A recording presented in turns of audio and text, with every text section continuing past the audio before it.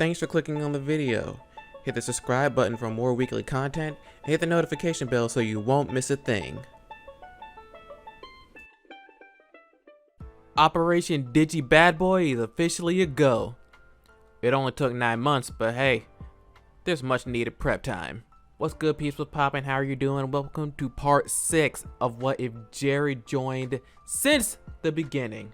For returning viewers, it's been a while since we saw Jeri and how her early addition to the team changed the course of the story. I would highly recommend catching up with episodes 1 through 5 as a refresher, but if you're just binging this as part of the playlist, good for you. Glad to know you watch this in bulk. Comment if you're one of those people. At the end of the previous part, Calamon was saved from the clutches of Makoramon, but our heroes still decide to go to the digital world in order to save Entmon. So grab your snacks and buckle up, because this is gonna be a good one. If this video receives 25 likes, that'll let me know you want things to continue into part 7. Let's begin. They all agree that going to the digital world was their next step. The only problem was figuring out how. There's also another problem: school and their parents. Over the course of the next couple of days, the Tamers would search for clues on getting to the digital world and figure out exactly how they would tell their parents that they're going to a separate dimension full of unknown digital creatures that could kill them at a drop of a hat. No pressure. So, to be honest, from this point up through when the team is in the digital world, nothing of note would be different, except that Guillamon will follow Entmon's lingering scent in this cave, and that will lead to the digital portal. Kazu and Kento still tag along, Yamaki assists them, and things play out normally for the heroes. With that being said, let's shift our focus towards Entmon. Upon arriving in the digital world, the little guy feels a strange mix of familiarity and coldness, as if something in the back of his mind is telling him to stay away. Like any wannabe bad boy, he ignores that feeling and keeps wandering. Most of his injuries from the fight with Injuramon have lessened, but he's still worse for wear. Entmon walked for an indefinite amount of time. Hours, days, weeks, he had no idea, but it eventually led him to a strange cavern holding a very large blue dog Digimon. Entmon, so glad you could make it. Who are you supposed to be, Fido, the god dog? Well, his mouth made a full recovery. I am Katuramon, one of the 12 Devas that serve the Digimon sovereigns. If you're here, that must mean you seek even greater power. Hearing that made Entmon's body flinch, but he simply brushed that off and continued with the wit. What are you gonna teach me how to fetch? Sorry, Poochie, but I'm gonna get strong my own way. Is that what you keep telling yourself? The dog Davis' voice boomed throughout the cavern, shaking it and Entmon until the latter could no longer maintain what little balance he had. I've been watching you in the human world parade around with those humans like you're their equal. Do you really think humans and Digimon can be truly equal? Did you really think that they were your friends? These words echoed not only within the cave, but within Entmon's mind. Images of his time with the others raced throughout his mind. Takato, Henry, Rika, Jeri. Sure, they were goody goods, but they were fun to be around. And their Digimon. They were able to reach such levels of power because of their bonds with humans. At that moment, he thought of his own former partners, Ai and Mako, along with their constant arguing. Entmon's mind felt like it was going to explode, because he didn't know just who or what to believe. You know it just as much as I do that humans and human emotions can never allow you to reach your full potential. Toss aside whatever connections you have with them. Only then will you gain true power. With seemingly nothing to lose, Entmon, having regained his composure, slowly made his way towards Katuramon. Will Entmon throw himself away for the pursuit of power? Let's press on and see just what unfolds. Back with the Tamers, and Calamon is with them. They're currently at a Chuchidarumon village, all except Kazu and Kenta, who are having their own adventures with Jijimon and Babamon. Like I mentioned before, not much has changed on that front, and just like before, the village is being terrorized by the sentient motorcycle Behemoth. Guillamon once again gets on the bike, but the power is too much for the rookie Digimon to handle. Here's where things start to change in the story. The kids see that the power of the bike is too much to handle, so after getting Guillamon off, thanks to a swift kick from Leomon, The next best course of action is to take it down. The rest of the Digimon joined Leomon at the champion level in an attempt to slow it down, but even with 4 champion Digimon, the most they did was just scratch the paint. That's one tough bike, Takato remarked. If the motorcycles in this world are tough to beat, we're gonna need all the help we can get to save Entmon.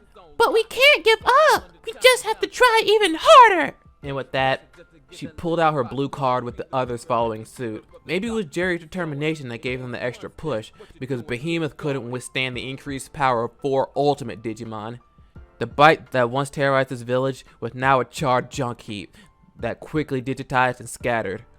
A roar of celebration rang throughout the village, but in the distance, Jeri saw an unexpected figure. You guys, look there! The Tamers heeded her voice and did just that. It can't be, can it? No way! Entmon!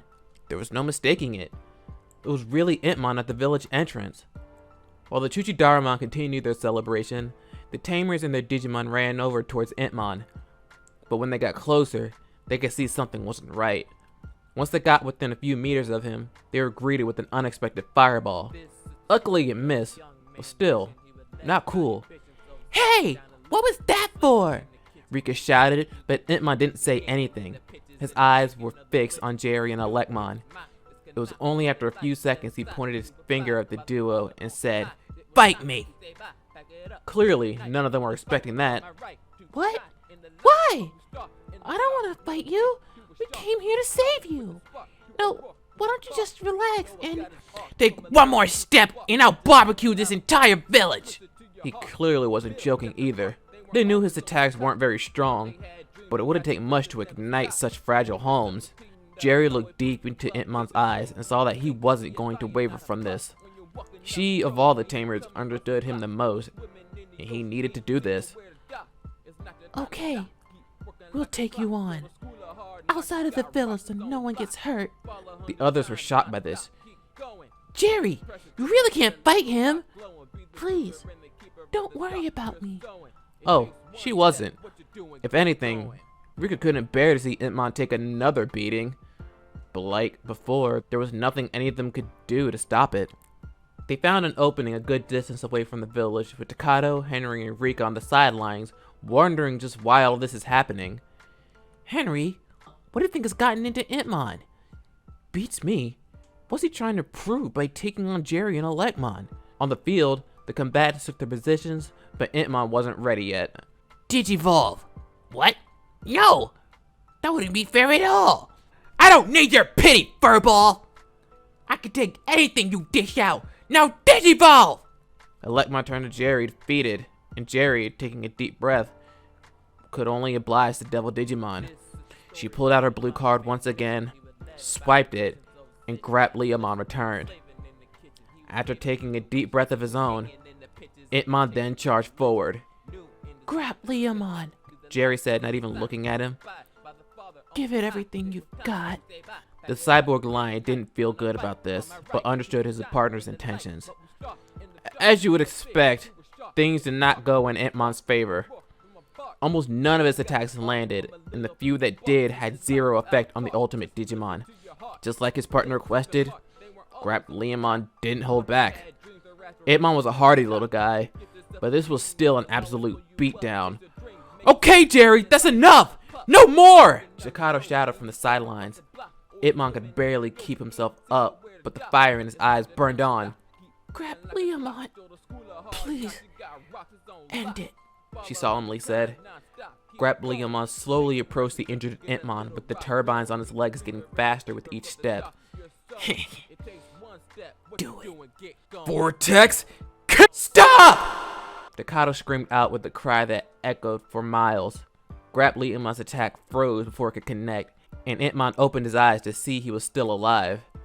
The others ran over to Jeri, but before they could say anything to her, they saw endless tears streaming down her face. It became clear to them that this was the hardest thing she ever had to do, but it was something only she could do. The Digimon went over to check on Entmon. I guess it really is true, huh? You Digipets are strong because you got those guys by your side. I really am pathetic. I talk big, but I'm as weak as they come. You're right. Our strength comes from our bonds with our human partners, and that strength that you too can have. Itmon once again was reminded of Ai and Mako, and like Jeri, was unable to hold back his tears. Some time passed to allow Jeri and Itmon to rest and recompose themselves. Itmon then told him about how he got to the digital world and his encounter with Katuramon. The dog Devas was almost successful in tempting him to join his side, but Jeri's last words to him in the human world caused him to reject the offer and escape. Itmon knew deep down that humans are what allowed Digimon to gain even greater power, but he needed validation in his own twisted way. He did walk up to Jeri and apologize for putting her through that, but just as she was about to respond, the ground around them began to shake and erupt. Oh no, now what? Take a look up here and you'll see. Looking towards the source of that voice, they saw Makoromon at the top of a rock formation. He was holding Jeri over the edge. Jeri! Take one more step and we'll find out if humans can survive a fall from this height. What do you want, Banana Breath? It's simple, really. We want them. He hissed, pointing to both Calamon and Itmon. Who's we? Emerging from the shadows was Katuramon. We being the mighty Devas, servants to the Digimon Sovereign.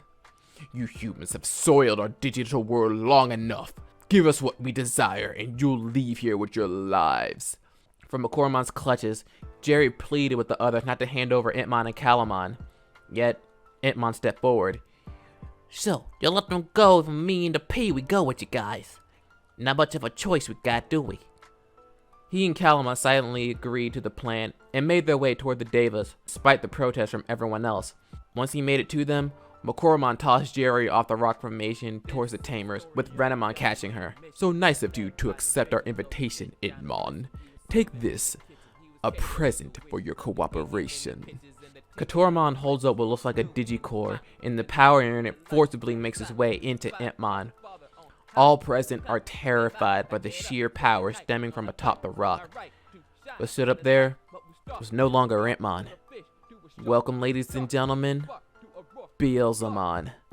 And that's where our story will end for today.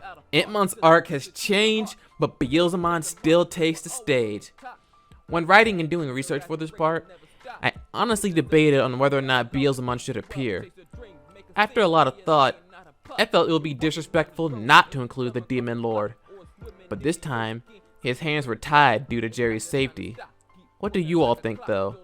How do you feel about Itmon's change in character arc, and where do you see it going from here?